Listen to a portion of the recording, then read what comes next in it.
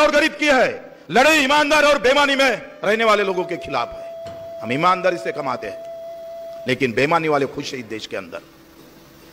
जे बेईमानीनं जगतात ते चांगले आहे, त्यांचे घर चांगले आहे। तरी मार मेहनत करून अख्खं कुटुंब परिवार त्या शेतात राबतं, पण साधं एखादा दिवाळीचा चांगला ड्रेस आणावं तेच आम्हाला कठीण जात आहे।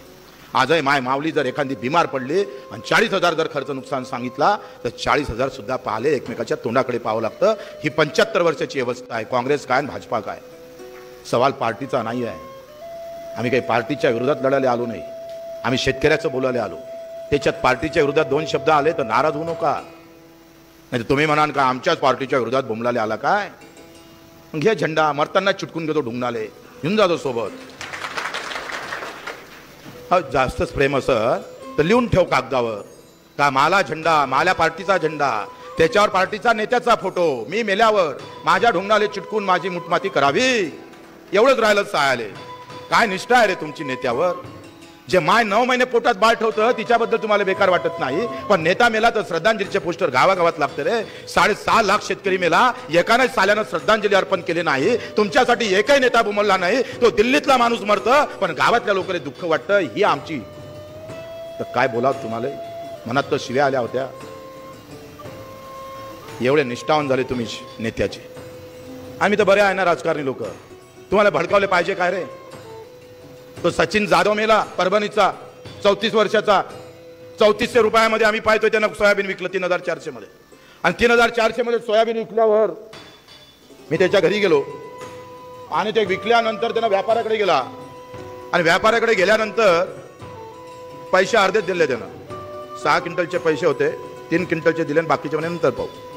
तो अधिक 2 महिन्याला गेला आणि भाऊ ते पैसे राहिले वा आमचे द्या थोडंसं, एक तर पहिलेच भाव भेटला नाही, आता ते पैसे नाही दिले तर कसं होईल। व्यापारी मोठ्या आवाजात बोलला काय असेल ते करून घे, पैसे भेटत नाही, डुबवले पैसे। ठाण्यात गेला, ठाण्यात व्यापाऱ्याचं नाव सांगितलं, ठाणेदार म्हणे जमत नाही, असा रिपोर्ट जमत नाही। आमदाराकडे गेला आणि मी व्यक्तिगत भानगड पडत नाही, आता कुठे जाव, मराव ना ते ना।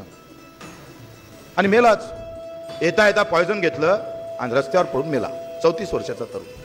बायकोले माहीत झालं तर माझ्या पतीनं पॉयझन घेतलं, मेला। 7 महिन्याचं बाळ होतं पोटात त्या बाईच्या, तिच्या पत्नीच्या, आणि तिनं माहीत झाल्यावर त्याने आत्महत्या केली त्या बाईनं। ती माऊली मेली। 2 आत्महत्या आणि पोटातली बाळातली 3री आत्महत्या झाली। गावात रोष नाही, राग नाही, संताप नाही, बॅनर नाही, काहीच नाही, कारण गावातल्या लोकांनी सांगितलं सत्ता आमची आहे, बोंबलांतर याद राखा। ठाणेदाराला सांगत गाव दबलं। एवढी नामर्दी झाली आमच्या। छत्रपतीचं नाव घ्यायचं आणि प्लॅस्टिकची तलवार वापरायची। तुम्हाला काही रोष नाही, काही नाही। तो जातीच्या नावाने मेला असताना बंजारा, मराठा, तेली, माडी म्हणून, हिंदू मुसलमान म्हणून फिर गाव जलतात, फिर मजा आती। इथं जातीच्या नावानं, इथं धर्माच्या नावानं मेलं तर महत्त्व आहे। 6.5 लाख शेतकरी मेला, बटेंगे तो कटेंगे म्हणणार आहे। या 6 महिन्यात 3000चा आकडा ओलांडला। मागच्या वर्षी 2558 लोक आत्महत्या केली होती। या वर्षी ज्या आमच्या मे पासून म्हणजे जून जुलैपासून तर आतापर्यंत 3000च्या वरती आत्महत्या केल्या। बटेंगे तो कटेंगे म्हणणाऱ्या सरकारनं आमच्या हिंदू शेतकऱ्यालाच कापून टाकलं। पण तो शेतकरी म्हणून मरतं, तो हिंदू नसतं। मुसलमान आणि हिंदूच्या दंगलीत तो हिंदू असतं। सरकारच्या धोरणानं मेला, त्याची कोणती जात नाही, त्याचा कोणता धर्म नाही। शेतकरी मेले तर त्याचा आम्हाला काही पर्वा नाही। आमच्या डोक्यातली जात आणि धर्म, हा जात असली तर ते सोयरीकमध्ये असली पाहिजे आणि धर्म असला तर उत्साहात असली पाहिजे, पण ते मतातही आली। आणि बगर मतात आल्यामुळे झालं काय का गणित बदलले। मुंबईच्या एका मोठ्या नेत्यानं मला सांगितलं, म्हणे तू कायले त्या शेतकऱ्याच्या मागे लागलाय, तू मरून जाशील, तुला आत्महत्या करायची वेळ येईल, त्या शेतकऱ्याच्या आंदोलनात तू पडू नको, माझी सल्ला आहे म्हणे। म्हणलं असं काय कारण घडलं, तर शरद जोशीला या शेतकऱ्यानं पाडलं आणि गंजाटी माणूस निवडून आणला।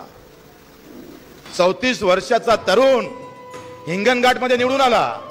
ज्या शरद जोशी साहेबानं विदेश सोडला, 3 लाखाची नोकरी सोडली, 20 वर्ष प्रत्येक तालुक्यात जिल्ह्यात पायपीट केली, रक्त बांबळ झाला, लाठीचार झाला, गोळी लागली, घर दार सोडलं, तुळशीपत्र ठेवलं आणि बायकोनं आत्महत्या केली शरद जोशी साहेबाची। एवढं सगळं नशिबी आल्यावर शेतकऱ्यानं मात्र मत नाही मारलं हो, कारण त्याची जातीचे लोक कमी होते राव। लढला शेतकऱ्यासाठी, पण मत मारताना शेतकऱ्यांनी जात पाहिली रे. आणि म्हणून तो नेता म्हणे शेतकरी आंदोलनात येत नाही आणि मतही मारत नाही. अशा लोकांसाठी भांडायचं नसतं, बिलकुल भांडायचं नसतं. पूज्य बाबासाहेब आंबेडकरांनी घटना आणि घटनेतून मताचा अधिकार दिला, तो व्यवस्थेवर वार करायसाठी दिला. तुम्हीच व्यवस्थेचे बळी झाले. त्या मतदानाच्या माध्यमातून नेता तुमच्या ताब्यात राहिले पाहिजे होता, नेत्यावर तुमचं वर्चस्व राहिले पाहिजे होतं. पण उलटं झालं. 75व्या वर्षामध्ये त्या